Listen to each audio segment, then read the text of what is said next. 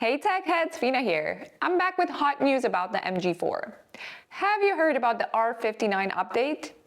Unfortunately, it is not an OTA update. This one does require a trip to the service center. But what's new? So we have easier LKA deactivation, improved cruise control, and lots of other surprises. So let's dive into the details, find out what other owners are saying about R59, and see if this update is actually worth the trip to the service center. Okay, so MG has released the R59 software update for the MG4 Trophy, causing quite a stir in the MG4 owner community, because this update brings several significant changes that could dramatically affect your driving experience. So let's take a look at what's new with R59. The main attraction of the R59 update is definitely the introduction of a useful shortcut in the drop-down menu that allows you to quickly turn off the lane keep assist, or LKA. So for those who found the LKA not only to be too intrusive, but maybe have even been calling it the lane kill assist for, reasons, this is really a positive change. And MG does deserve some credit here for finally listening to customers. So no more searching through menus while trying to focus on the road. Here next to me, you can see photos from the user Circer, I think that's how you say it, from the great community on mgevs.com. So now you just have to swipe down in the drop-down menu, select the LKA button, and confirm. So although this is still not as convenient as one physical button, maybe one day we will get the option to deactivate LKA using the configurable start button on the steering wheel. However, this does raise a question. Should this have been an update requiring a service center visit, or rather a recall? Because to me, the need for the ability to easily deactivate LKA may suggest that this feature in its current form is actually causing more problems than it brings benefits. The Adaptive Cruise Control, or ACC, is also getting positive changes. And also worth noting or mentioning is a software fix in the BCM, or Body Control Module, which changes how the cruise control responds to button presses.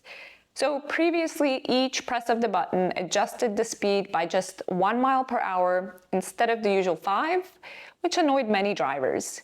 Now, fortunately, this is now fixed. And if you want to increase by 5 miles per hour, you just have to hold the button a bit longer. After the update, the ACC distance also remembers the last setting, so either 1, 2, or 3 bars. Because previously it would always default to 3 bars, which is of course quite annoying if you don't like to drive at this distance all the time. That's quite a large distance. Now, according to the very informed user SideGuru from mgevs.com, this is part of the SCUK 001 update, which focuses on updating the car's module and not the infotainment. What's more interesting is that some users reported that their car no longer slows down in curves, which is a significant change in driving dynamics. Of course, this may make your ride smoother and also feel more natural, but perhaps you should be a bit more careful now on winding roads, which if you're using MG4 assists, I imagine you're already doing anyway. Another handy change is the ability to turn on or off the traffic jam assist, or TJA, by long pressing the pilot button on the steering wheel. Previously, this required navigating through the touchscreen, trying to find it, which wasn't ideal when you're already trying to navigate through a traffic jam, of course. So the convenience of this shortcut really cannot be understated, especially if you are often driving in heavy traffic. Now, although the update brings many benefits, it is, as usual, not all rosy. Some users have noticed persistent issues after the update, such as the infamous stuck left start button bug, which remained unresolved even after R59. So the left start button wouldn't reconfigure to anything but the default settings. Regen switch. According to MG4 owners, it only needs a settings reconfiguration of the button using software at the service center. But honestly, who would want to go to a service center to take care of an issue with every button? And how long does it typically take, for things to get resolved at an MG service center? If you have some feedback on that, let me know. There's also talk that the 360-degree camera is less smooth than before, and that the adaptive cruise control doesn't respond correctly to the distance setting from the car in front of you. Now, these hiccups highlight a broader issue with MG software deployment process. While the update does bring significant improvements, it seems to also introduce new bugs or fail to address some old ones.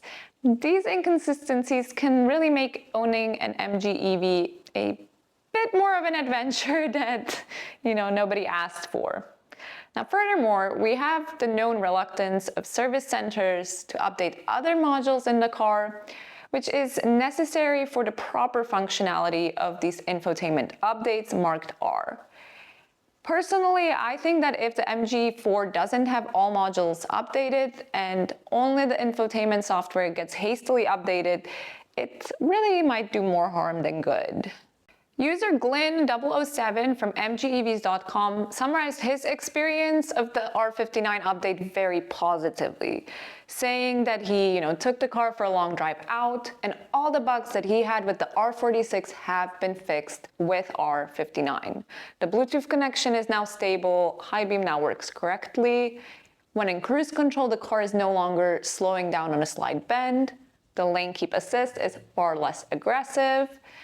Icons are now showing on BBC radio stations, which they were not before. The speed camera signs are getting picked up and shown, which was not happening at all in R46 for him. Plus, he says he has more improvements to type down, but he's not going to write all of them now. But he's found nothing negative to report so far. So this sounds really great. I think his MG service really did a good job here and apparently updated all of the modules in the car as well. So as you can see, an MG4 without software problems does actually exist. So it's clear that MG's approach to software updates is still evolving. The absence of over-the-air or OTA updates, which forces drivers to visit dealers for every software fix, definitely adds to further frustrations. You may find yourself torn between the desire for the latest features and the reluctance to face potential new problems or lengthy dealer visits, or both. As one user aptly noted, MG is currently the Wild West among manufacturers. If you're among those who love being at the cutting edge of technology, these updates are exciting. But if you prefer a more stable experience, you might want to proceed with caution and be careful about what they actually do to your MG4 at the service center. MG dealers have legitimate concerns about the current module update process. What was supposed to be a simple task has turned into this complicated and often frustrating affair. The reality is that these updates require direct attention from technicians, and the process is anything but smooth. It's not just about clicking a button and walking away. Technicians need to carefully monitor the update, troubleshoot errors, and sometimes even repeat the entire process if something goes wrong. Now, when these updates fail, they can lead to significant problems with the car's functionality, which means it turns a minor software update into a potentially costly repair. This situation really puts dealers in a difficult position because MG has clearly stated that they won't cover the costs of these updates unless they're associated with warranty issues or mandatory service campaigns. So this means that for most updates, someone else has to foot the bill. So dealers now have two options. They either pay the labor costs themselves, which is of course not sustainable in the long term given the time and the resources that the updates require, or they can pass the costs onto the consumer or customer, which in turn, of course, jeopardizes customer satisfaction and loyalty. So this is really a lose-lose situation for dealers, no matter what they decide. What's particularly frustrating is the fact that MG originally promoted wireless or OTA updates as a simple and convenient features that would be part of regular service. Yet they have gradually distanced themselves from this promise. So OTA updates are actually no longer mentioned in their service literature, leaving both dealers and customers uncertain about what to expect. The root of the problem lies in the unreliability and inconvenience of the system update itself. Dealers have been informing MG about their concerns for some time, but it remains unclear whether these issues will be resolved for existing modules like the MG4, or if improvements will only come with future models. So, can you think of a good solution to this? Like, for example, why doesn't MG make these tools accessible to the community? It would really save a lot of unnecessary visits to authorized dealers. And as we all know, the community is like the most important part of a great car experience. I think it would also allow the expansion of unauthorized service centers, which could help free up MG's hands and reduce long waiting times for software interventions. So to me, that would be a pretty good solution. Can you think of some others? Because clearly this is not working very well. The MG4 is a car with great potential to be at the forefront of technology, but it's also very important for MG to listen to its customers and to improve the update process, ideally through OTA. If MG can handle this challenge, I think we all have something to look forward to, but if not, some of us might find ourselves increasingly longing for greater stability and simplicity. So what do you think? Will you be heading straight to the service center for R59, or are you gonna wait for the dust to settle a bit? And what other features would you like to see in future updates? Please let me know your thoughts in the comments below. I would love to hear from you. And if you liked the video, of course, don't forget to like and subscribe so that you don't miss out on other technical news from MG and others. As always, thank you all for watching, and I will catch you next time.